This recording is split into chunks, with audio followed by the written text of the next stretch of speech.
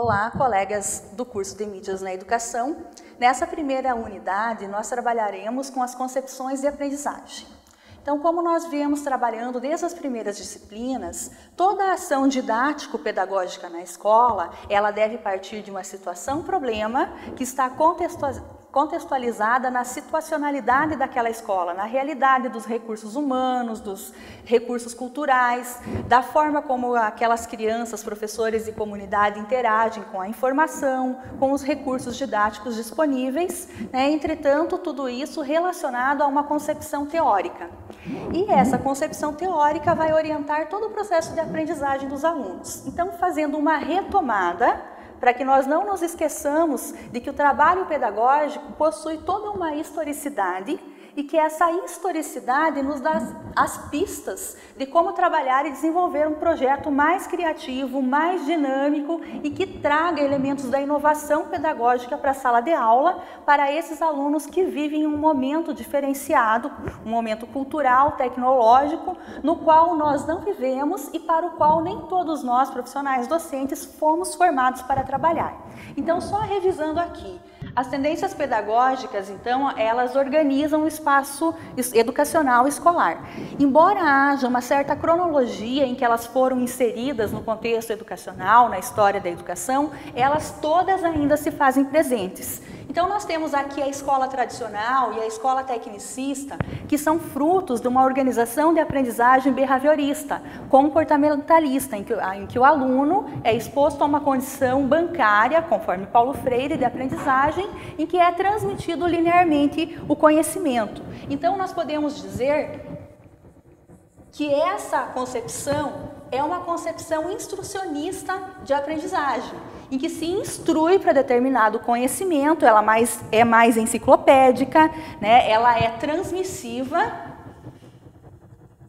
E aqui não há muito espaço para que o aluno crie, para que ele entre em contato com o objeto do conhecimento, para que ele pesquise, para que ele se envolva. O professor é o detentor do conhecimento e o aluno reproduz o conhecimento. Nós temos a Escola Nova, que é um movimento que no Brasil acontece com grande intensidade a partir da década de 30, mas é na década de 1970 que nós temos esse exponencial nas escolas, com um referencial filosófico de John Dewey. Então, essa escola nova, ela vai apresentar uma ruptura a uma concepção instrucionista transmissiva e ela abre possibilidades de se transformar com uma concepção construtivista de ensino.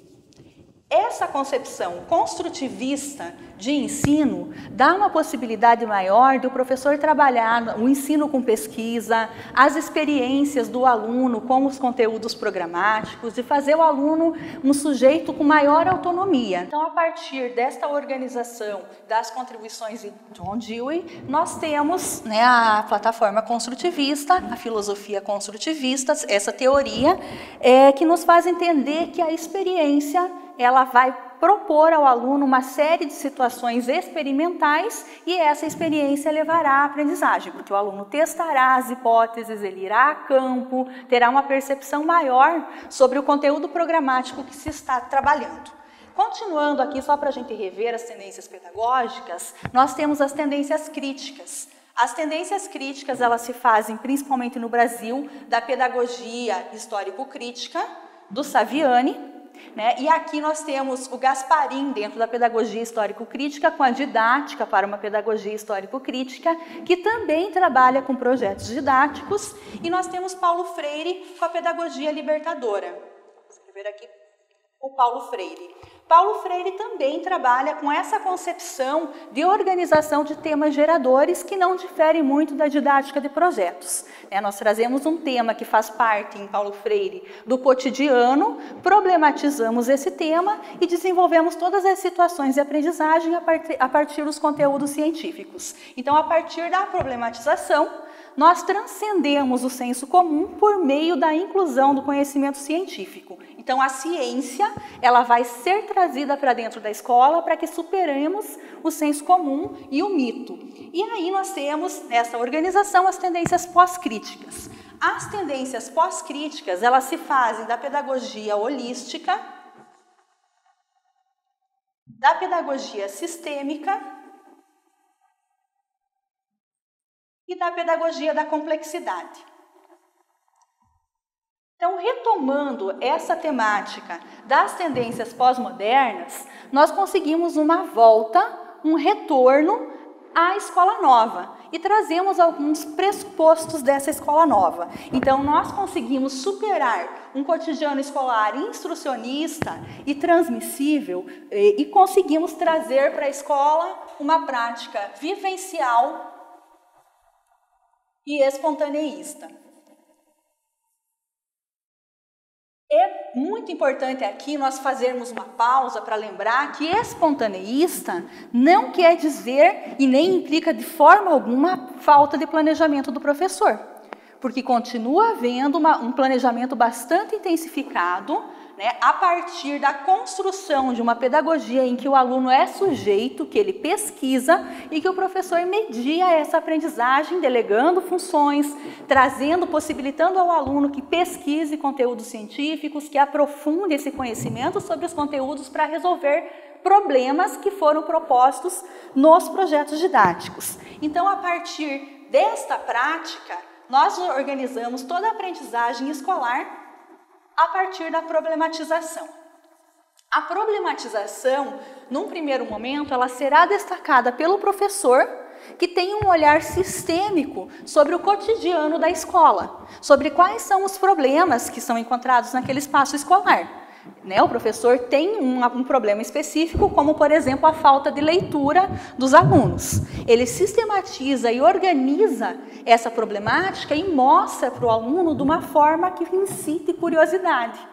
Por exemplo, ele lança a mão de um projeto de pesquisa sobre a historicidade da escola, sobre as pessoas que frequentaram essa escola no início da organização escolar. Então, ele lança um problema e faz com que as crianças, os adolescentes, pesquisem e tragam dados.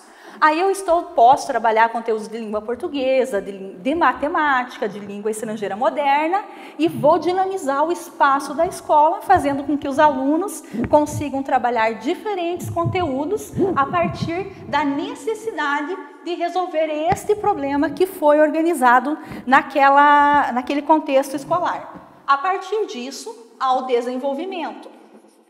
Eu problematizo, incentivo, instigo a curiosidade dos meus alunos, o que Paulo Freire vai chamar de incitar a curiosidade epistemológica dos meus alunos.